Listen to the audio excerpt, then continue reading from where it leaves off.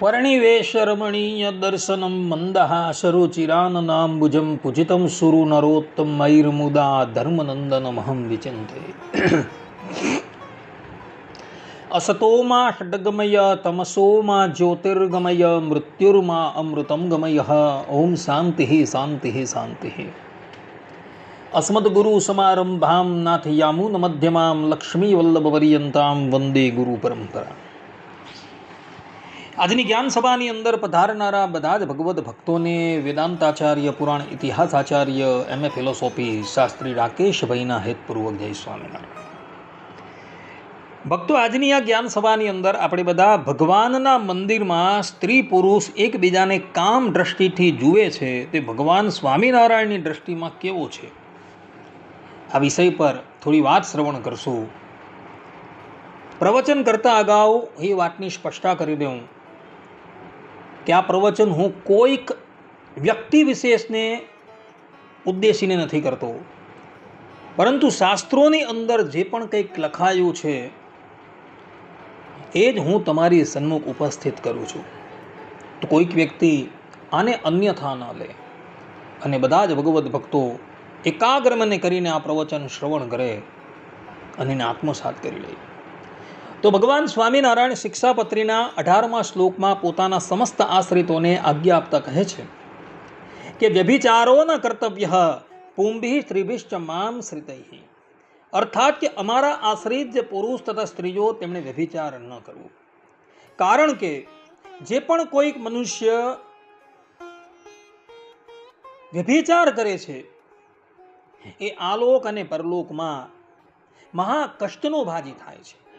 આ સંબંધમાં મનુ મહારાજ મનુસ્મૃતિના 5મા અધ્યાયના 164મા શ્લોકની અંદર કહે છે કે વ્યભિચારાત્તુ ભર્તુઃ સ્ત્રી લોકે પ્રાપ્નોતિ નિદ્યતામ શૃંગાલ યોનિમ આપનોતિ પાપ રોગૈશ્ચ પીડ્યતે। અર્થાત કે જે સ્ત્રી પતિનો ત્યાગ કરીને વ્યભિચાર કરે છે, અર્થાત કે પરપુરુષની સાથે ગમન કરે છે, તે જગતમાં નિંદાપાત્ર થાય છે અને મર્યા પછી શિયાળની જાતિમાં અવતરે છે અને પાપરૂપ રોગથી પીડાય છે। આ પ્રમાણે સ્ત્રીઓને ઉદ્દેશીને મનુ મહારાજે મનુસ્મૃતિની અંદર આ વાત કહેલી છે। હવે પુરુષને ઉદ્દેશીને મહાભારત આશ્વમેધીય પર્વ 145મા અધ્યાયના 50 અને 51મા શ્લોકમાં વૈશંપાયન ઋષિ શું કહે છે? તો વૈશંપાયન ઋષિ ત્યાં કહે છે કે પરદારેષુ યો મૂઢા ચક્ષુર્દ્રષ્ટમ પ્રયુંજતે તેન દુષ્ટ સ્વભાવેન જાતિ અંધાસ્તે ભવંતિ મનસાપી પ્રદુષ્ટેન યે પશ્યંતિ પરસ્ત્રિયમ રોગાર્તાસ્તે ભવંતિ નરા દુષ્કૃતકારિણઃ। અર્થાત કે જે મૂળ લોકો પર સ્ત્રીને નજર માડીને દેખી રહે છે તે દુષ્સ્વભાવના પાપથી તો તેઓ જન્માંતરમાં જન્માંધ બને છે, અર્થાત કે આંધળો બને છે। દોષભર્યા મનથી પણ જે પર સ્ત્રીને દેખી રહે છે તે પાપ કરનારા પુરુષો આ લોકમાં રોગથી પીડાય છે।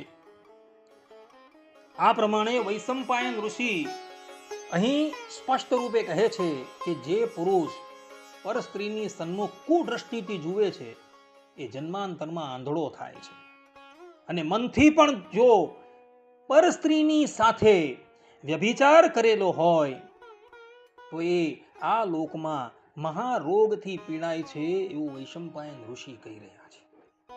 ભક્તો, આ વાત તો મંદિરની બહાર જે લોકો આ કુકાર્ય કરે છે તેને માટે છે, પરંતુ જે લોકો મંદિરમાં આવીને, કે જે મંદિર અક્ષરધામ તુલ્ય કહેવાય છે, તો એવા એ મંદિરમાં આવીને જે પણ કોઈક સ્ત્રી કોઈ ભક્ત પુરુષની સન્મુખ કુદ્રષ્ટિથી જુએ છે કે કોઈ પુરુષ ભગવાનની ભક્તા એવી સ્ત્રી સન્મુખ કામ દ્રષ્ટિથી જુએ છે, એ સંબંધમાં ભગવાન સ્વામિનારાયણનો શું અભિપ્રાય છે?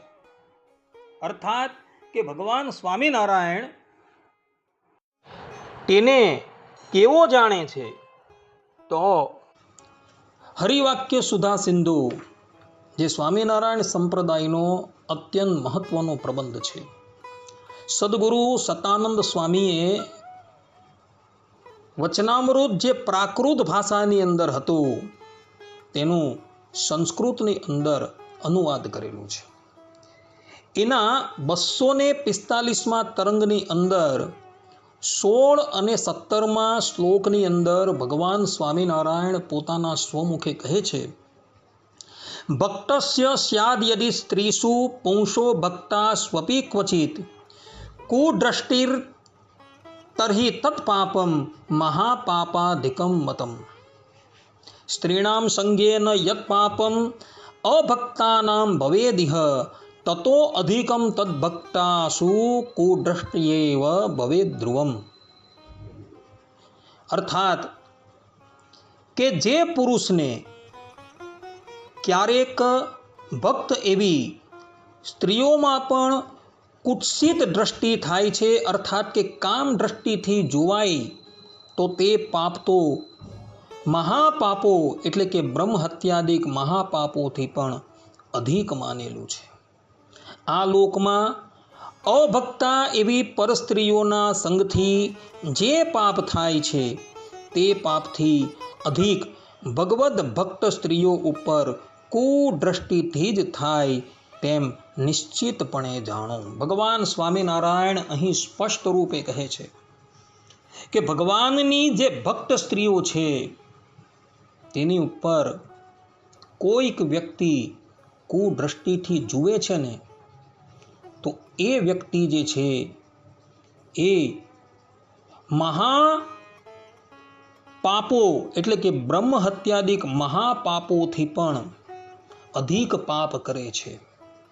કેવલ કુદ્રષ્ટિ કરવા માત્રથી એવો વ્યક્તિ જે છે એ મહાપાપોથી પણ અધિક પાપ કરે છે.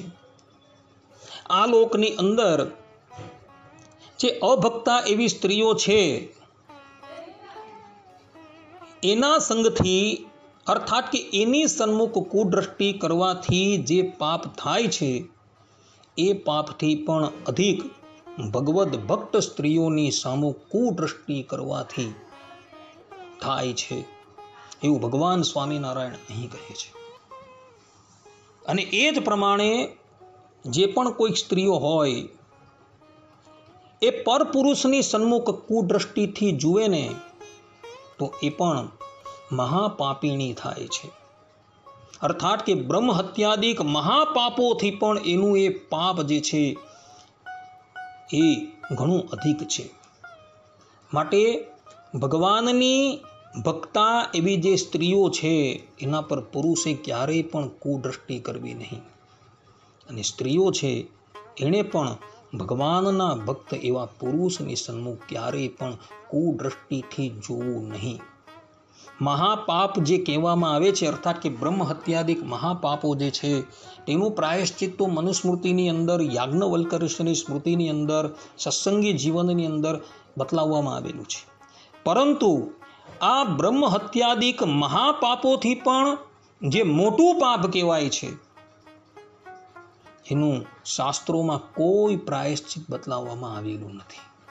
માટે ભલા થઈને મંદિરમાં આવીને ક્યારેય પણ ભગવાનની ભક્તા એવી સ્ત્રીઓની સન્મુખ કુદ્રષ્ટિ કરતા નહીં.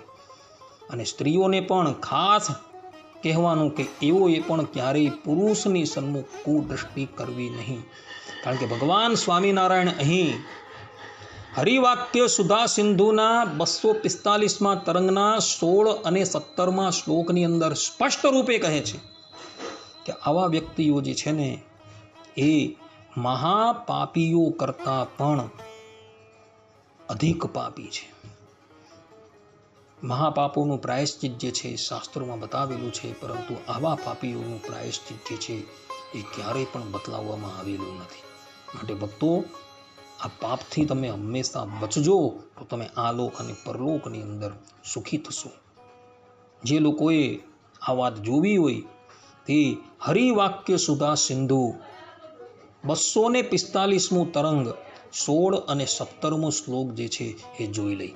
અસ્તુ. સર્વે સંતુ નિરામયઃ, સર્વે સુખીનો ભવંતુ, સર્વે ભદ્રાણી પશ્યંતુ, મા કશ્ચિત દુઃખ ભાગ ભવેત. અસ્તુ. જય સ્વામિનારાયણ.